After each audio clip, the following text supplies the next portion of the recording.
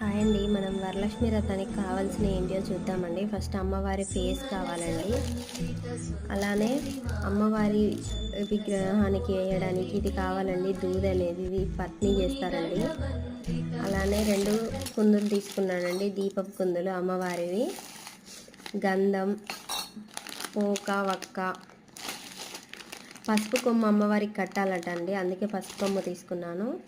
అలానే కొబ్బరికాయ, కలశం పెట్టడానికి చిన్న చెంబు, వత్తులు, ఆయిల్, అమ్మవారికి చిట్టి గాజులు, 2 ఏనుగులు తీసుకున్నానండి. వీటి గురించి మీకు మళ్ళీ చెప్తాను, చాలా బాగుంటాయి. పసుపు, కుంకుమ, ముత్తైదులకు ఇవ్వడానికి సోంపు, కర్పూరం, పసుపు కుంకుమ ముత్తైదులకు ఇవ్వడానికి పచ్చ కర్పూరం, దారం, ఇలా అన్నీ తీసుకున్నానండి. చూడండి, ఇవన్నీ డెకరేషన్ అన్నీ తీసుకున్నాను. మీకు